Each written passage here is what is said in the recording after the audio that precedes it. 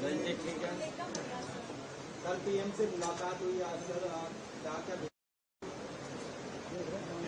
आज आदरणीय प्रधानमंत्री जी से मिलना हुआ है और आदरणीय प्रधानमंत्री जी ने हरियाणा प्रदेश में जो विकास के कार्य चल रहे हैं उन सब के ऊपर चर्चा की है और आने वाले समय के अंदर भी क्या क्या काम करने हैं उसको लेकर के आदरणीय प्रधानमंत्री जी ने पूरी जानकारी वो ली है। और ये भी आदरणीय प्रधानमंत्री जी ने कहा है कि जो हमारी केंद्र की सरकार गरीबों के लिए योजनाएं बन रही है उनके बारे में भी उन्होंने जानकारी ली है कि उन तक लाभ पहुंच रहा है, उसके लिए भी उन्होंने पूरा फीडबैक लिया है और अच्छी बातचीत रही। आने वाले समय के अंदर हमारे हरियाणा में विधानसभा के चुनाव हैं और आदरणीय प्रधानमंत्री जी ने जो जानकारियां ली है, जो फीडबैक लिया है, आने वाले समय के अंदर भी आदरणीय प्रधानमंत्री जी के नेतृत्व में, मोदी जी के नेतृत्व में हरियाणा में हम तीसरी बार बड़े मैंडेट के साथ सरकार बनाएंगे और हरियाणा की जो एक विकास की गति बनी है उस गति को और आगे बढ़ाने का काम हम करेंगे। और प्रधानमंत्री जी का एक विजन है जो विकसित राष्ट्र की तरफ ये भारत गति से बढ़ रहा है, हरियाणा भी उस गति में शामिल होकर के आदरणीय प्रधानमंत्री जी के उस विजन को पूरा करने का काम करेगा। और आने वाले इन विधानसभा के चुनाव के अंदर क्योंकि बड़े जो विकास कार्यों के ऊपर आज चर्चा की है, हरियाणा में पिछले 10 वर्षों में एक बड़ा बदलाव देखने को मिल रहा है। आज मुझे खुशी है कि आदरणीय मोदी जी के नेतृत्व के अंदर हर जिले में आज 4 लाइनिंग ग्रीनफील्ड एक्सप्रेस वे सड़कें गति से बनी है, हर जिले को जोड़ा है और भी कई सड़कें बन रही हैं जो हरियाणा की एक लाइफ लाइन के रूप में काम करेगा, जो हरियाणा के लोगों को आपस में नजदीक लाने का काम इन सड़कों के द्वारा वो किया जा रहा है। और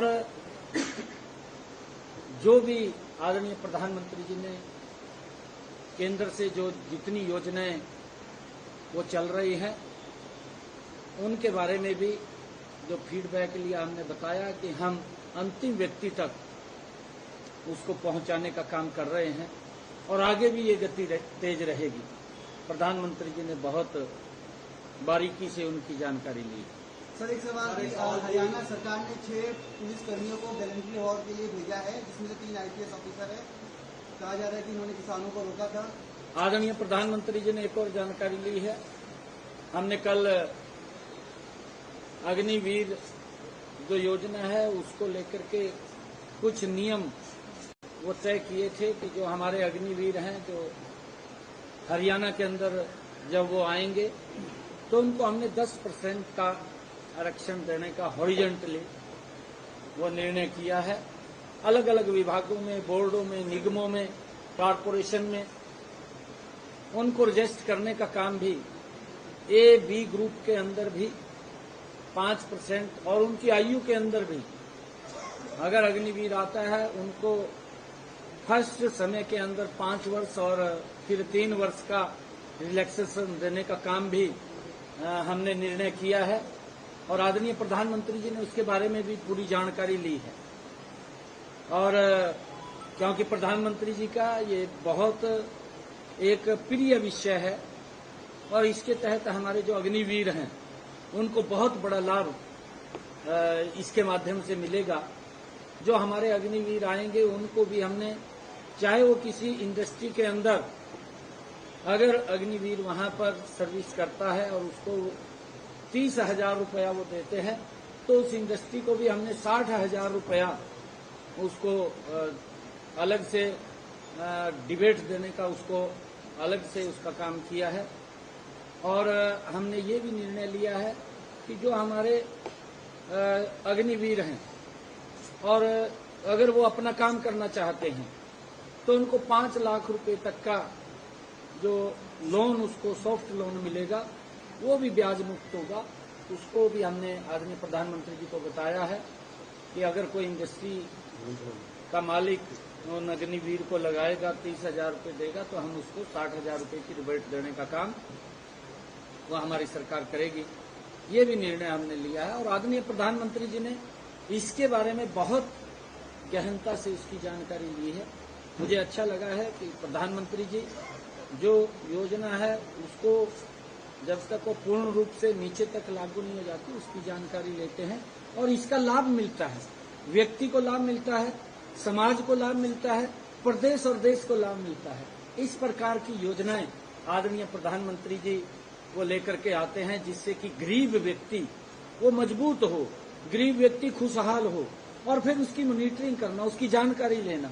ये मुझे बहुत अच्छा लगा कि आदरणीय प्रधानमंत्री जी ने जितनी भी योजनाएं गरीबों के लिए चली हैं उनके लिए भी उन्होंने जानकारी वो ली है कि वो ठीक तरीके से उन तक पहुंचे, उसके बारे में पूरा फीडबैक लिया है। अच्छा लगा है क्योंकि काफी लंबा समय आदरणीय प्रधानमंत्री जी से पूरा बातचीत हुई। फैसला लिया है कांवड़ यात्रा से पहले जो तमाम खाद्यान्न की दुकानें रहेंगी उन पर उनको अपना नाम और नाम के साथ अपनी पूरी जानकारी सार्वजनिक करनी होगी। इस पर विवादित इसको बताया जा रहा है विपक्ष की तरफ से और उत्तराखंड सरकार ने भी यही फैसला लिया है।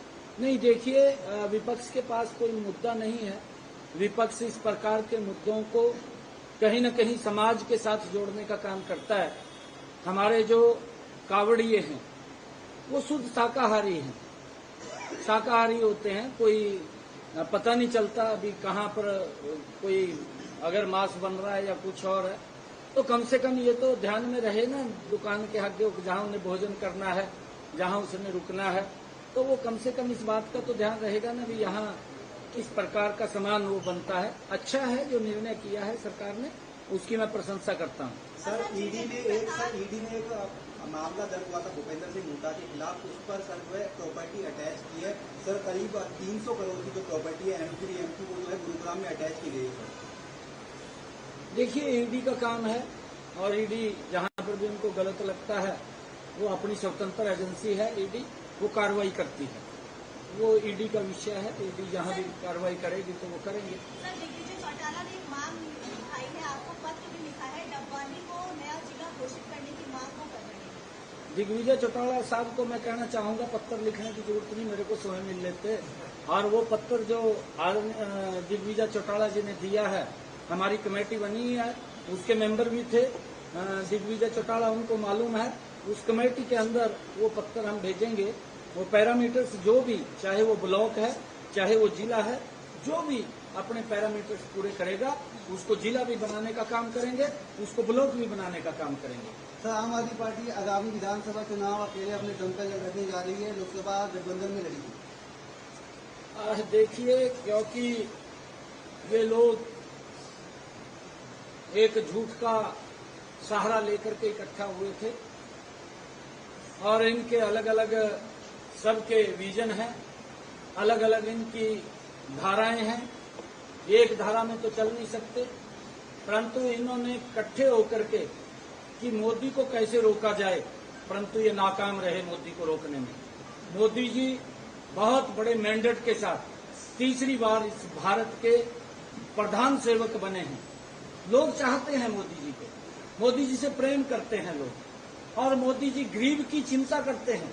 मैंने तो आज देखा, क्योंकि मैं जब मिलने के लिए गया, जितनी योजनाएं केंद्र सरकार की गरीबों के हित में चल रही हैं, एक एक योजना का डीपली उन्होंने चर्चा की है कि वहां तक लाभ पहुंच रहा है या नहीं पहुंच रहा। ये बात प्रधानमंत्री जी पूछना, जो योजना बननी ये गरीब के लिए एक उसके विकास में ये मील का पत्थर होगा। क्योंकि अगर प्रधानमंत्री इतनी चिंता कर रहा है गरीब व्यक्ति की और वो पूछ रहा है कि हमने ये योजना चलाई थी, इस योजना का नीचे तक लाभ पहुंच रहा नहीं पहुंच रहा, तो गरीबों को आज इस बात की चिंता करने की जरूरत नहीं है।